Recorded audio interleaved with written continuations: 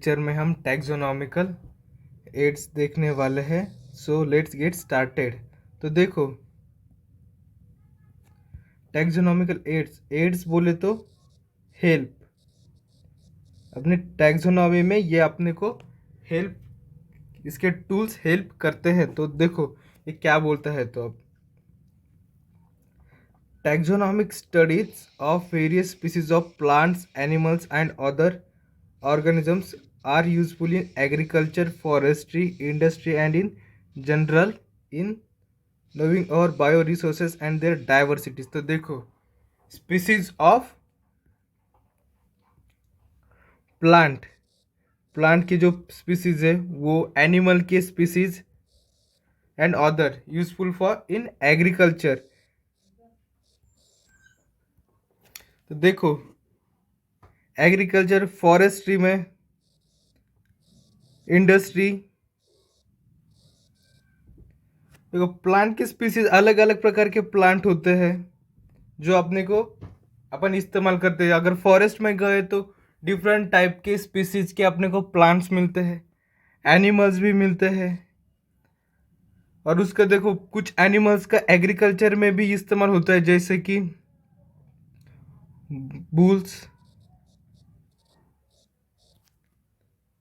काऊ milk के लिए, goat milk के लिए। ऐसे कुछ इंडस्ट्री में क्या क्या इस्तेमाल हो सकते हैं। तो देखो, प्लांट्स का इस्तेमाल हो सकता है फर्नीचर मेकिंग, कुछ मेडिसिनल हर्ब्स वगैरह होते हैं तो उसको जो मतलब क्या उसे कट करके उसमें से जो यूजफुल चीज़ें हो निकालना, ये सब इंडस्ट्री में इस्तेमाल होता है, करते हैं। और in general our knowing our bio resources मतलब ये जो सब के सब हवा, पानी, ये सब के सब क्या है, अपने बायो रिसोर्सेस है। ओके। और उसकी डाइवर्सिटी देखो, बायो रिसोर्सेस की बहुत ज़्यादा डाइवर्सिटी है। कैसे? ये जो रिसोर्सेस है इसके ही डाइवर्जन होता है। और ये डाइवर्सिटी कौन करता है? अपने टैक्सोनॉमी करती है, अलग अलग प्रकार के डिवीजन करती है कि देखो ये एनिमल है, ये प्लांट है, ये इंसेक्ट है। ये सब टैक्सोनॉमिकल हायरार्की से होता है। और ये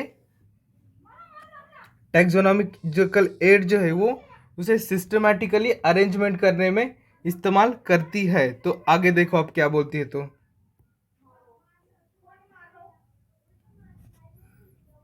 these studies would require correct classification and identification of organism। देखो, करेक्ट क्लासिफिकेशन। ओके, आपको कोई दिखा तो आप सीधे जो नेकड आई से दिखता है तो उसे हम क्लासिफाई करते हैं। देखो, और आइडेंटिफाई भी कर सकते हैं। देख, सपोज आपको क्या कहीं पर कुछ पौधे वगैरह दिख गए तो अपन डायरेक्टली उसे आइडेंटिफाई कर सकते कि नहीं भैया ये एक नीम का पेड़ है, ये कुछ तो गोट वगैरह है। ये अपन आइडेंटिफिकेशन उसका कर सकते हैं। और इस आइडेंटिफिकेशन के थ्रू वो अपन क्लासीफाई भी कर सकते कि नहीं भैया कि ये इसका क्लासिफिकेशंस है। अगर अपन फॉरेस्ट में गए तो कुछ अपने को कुछ प्लांट्स वगैरह, कुछ इंसेक्ट, कुछ डिफरेंट टाइप्स के बर्ड्स भी दिखते, तो अपन उससे अपने नेकड आइट से आइडेंटिफाई करके उसको क्लासिफिकेशन करते कि नहीं भाई इसका किंगडम ये है, फाइलम ये है, डिवीजन ये, फाइलम या डिवीजन ये है। ये अपन कर सकते हैं। Identification of organism require intensive laboratory fields and studies. और ये intensive laboratory and field studies किस लिए? जो अपन नेकेड आई से नहीं देख सकते उसको अपन लैबोरेटरी में जाके उस पर रिसर्च करते हैं। The collection of actual specimen of plants and animal species is essential and is the prime source of taxonomic studies. तो देखो, अपनी जो टैक्सोनॉमी वो वर्क करती है वो किस पर करती है? स्पीसीज पर। वो तो डिफरेंट टाइप के प्लांट के भी स्पीसीज होते हैं और एनिमल के भी स्पीसीज होते हैं। और इसेंशियल स्पीसीज इज इसेंशियल, ऐसे नहीं ना कि कुछ स्पीसीज है वो नॉन इसेंशियल है। तो अब इसेंशियल ही समझते हैं। हाँ, कुछ रेयर केस में हो सकते हैं कि ये नॉन इसेंशियल हो सकती है। These are also fundamental to studies and essential for training in systematics। अपन ने जो सिस्टमैटिक्स देखा था, ये जो सिस्टमैटिक्स है ये अपन इस्तेमाल करते हैं आइडेंटिफिकेशन, क्लासिफिकेशन एंड नॉमेनक्लेचर के लिए। It is used for classification of organism and the information gathered as also stored along with the specimens। तो अपन क्या करते हैं, उसका क्लासिफिकेशन वगैरह किया तो उसका स्पेसिमन भी रखते हैं। In some cases the specimen is preserve for future studies. कुछ रेयर कुछ स्पेसिमन है वो अब प्रेजेंट नहीं है। Suppose have establish certain procedure and techniques to store and preserve the information as well as specimen. तो बायोलॉजिस्ट ने क्या किया कि एक प्रोसीजर डिस्कवर की जिससे अपन वो स्पेसिमन भी स्टोर कर सकते हैं और उसकी इंफॉर्मेशन भी अपन प्रिजर्व कर सकते हैं। Some of this are explain to help you understand the uses of this aids. तो देखो अब देखो, herbarium is a storehouse of collected plant species that are dried, pressed and preserved on sheets. देखो ये जो herbarium है वो dried मतलब ये नॉन लिविंग है।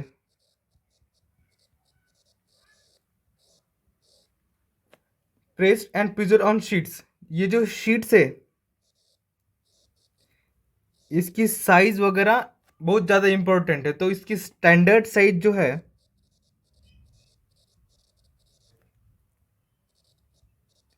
ये है 41 सेंटीमीटर बाय 29 सेंटीमीटर। ये इंपॉर्टेंट है, पूछा जाता है।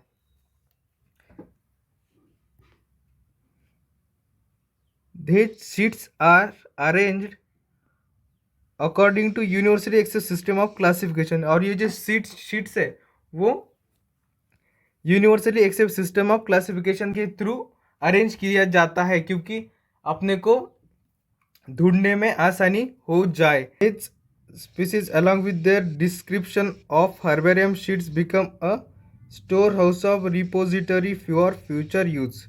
देखो ये जो स्पीसीज है ये अपन फ्यूचर के लिए भी यूज़ कर सकते हैं क्योंकि कुछ जो स्पीसीज है वो अब एक्सटिंक्ट हो गया है। तो उसके बारे में अपने को ज़्यादा से ज़्यादा नॉलेज नहीं है और वो अपन देख भी नहीं सकते। तो क्या कर सकते हैं अपन हर्बेरियम में जाकर उसकी स्पीसीज देख सकते हैं और उसके बारे में इंफॉर्मेशन कलेक्ट कर सकते हैं।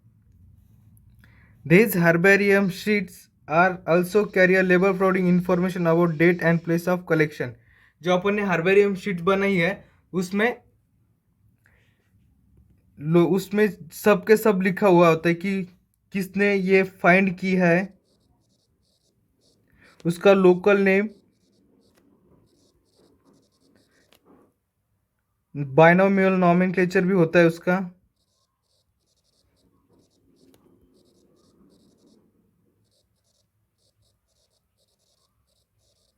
और लोकेशन भी होती है कि कहाँ पर पाई जाती है। देखो ये लिखा भी है English local and botanical name, family, collectors name, etc। Herbarium also carry a quick reference systems in taxonomic studies.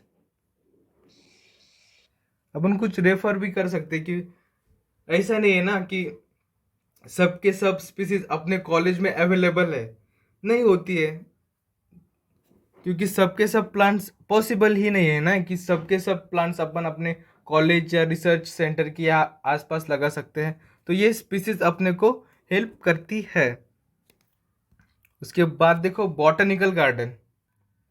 This specialised garden have collection of living plants for reference. देखो म्यूजियम में कहा था क्या था, नॉन लिविंग था, और यहाँ पर लिविंग प्लांट्स है। कैसे है, लिविंग प्लांट्स, मतलब ये अपन ने प्लांट्स लगाए हुए हैं। Okay.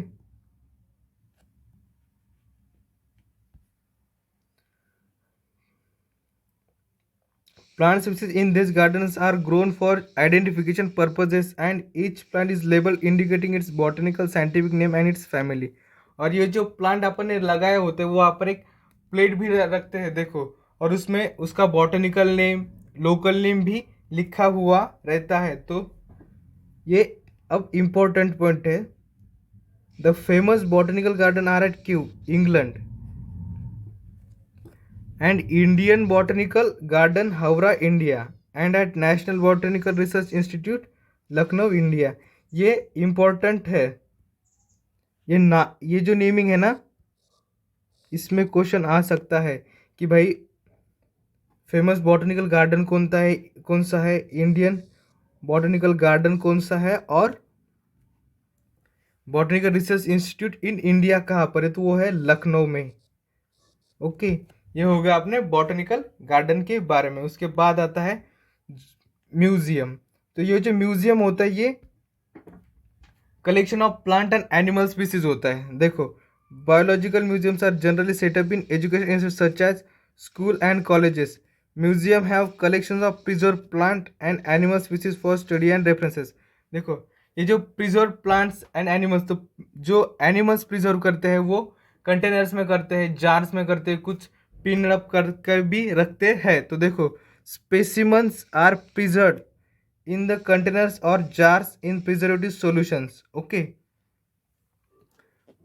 plants and animal specimens may also be preserved as dry specimens। insects are preserved in insect boxes after killing, collecting and pinning। देखो, इंसेक्ट है वो इंसेक्ट बॉक्सेस में अपन कलेक्ट करते हैं किलिंग एंड बाय पिनिंग के थ्रू। Larger animals like birds and mammals are usually stuff and preserve. जो लार्ज एनिमल उसको स्टफ किया जाता है, क्या किया जाता है, स्टफ, और उसके बाद वो प्रिजर्व करते हैं। म्यूजियम में एनिमल्स के स्केलेटन्स भी होते हैं। क्या होते हैं, museums often have collections of skeletons of animals to.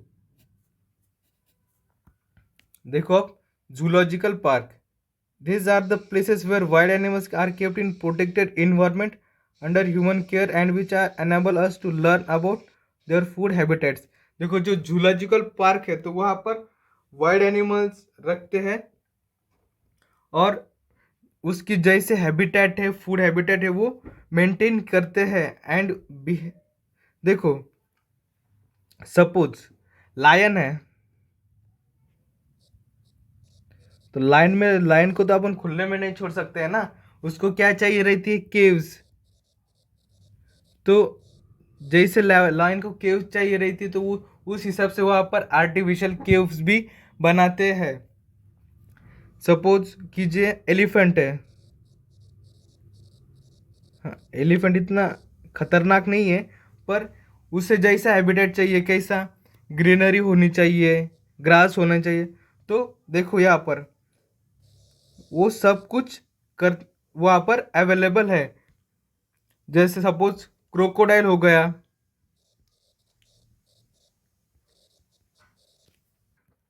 Crocodile को कैसा मार्शी एरिया चाहिए होता है और कुछ पानी वाटर भी चाहिए होता है, तो वो उस हिसाब से वहाँ पर बनाते हैं। एंड बिहेवियर, और उसके स्टडी किसकी की जाती है भाई, देखो उसकी फूड हैबिटेट कि वो क्या खाता है,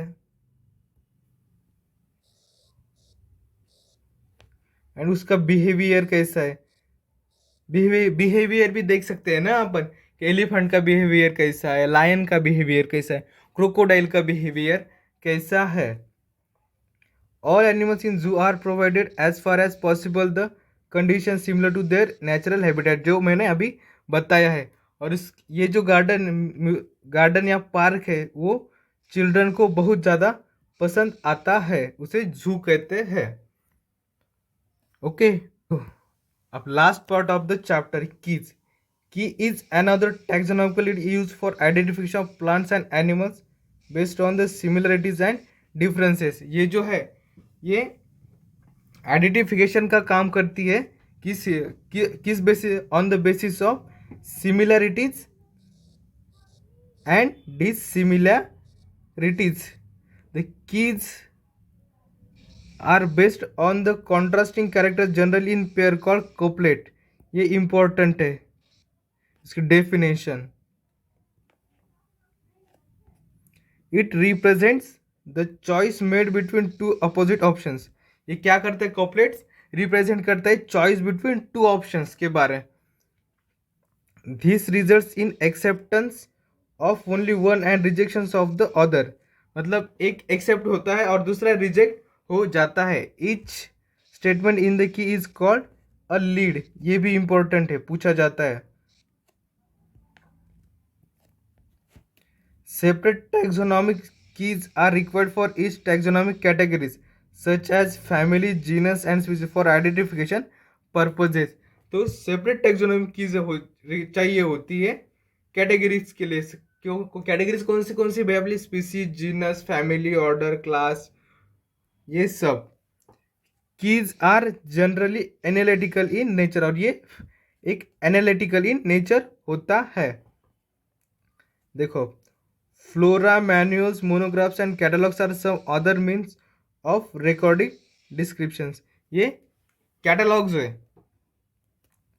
they also help in correct identification, और ये करेक्ट आइडेंटिफिकेशन के लिए इस्तेमाल किए जाते हैं और उसकी मदद हो सकती. किसकी? ये फ्लोरा, मैनुअल्स एंड मोनोग्राफ्स की. Okay. Flora contains the actual account of habitat and distribution of plants of a given area. Flora में क्या होता है? उसका habitat and distribution of plant, मतलब वो किस हैबिटेट में रहता है, ये फ्लोरा में होता है.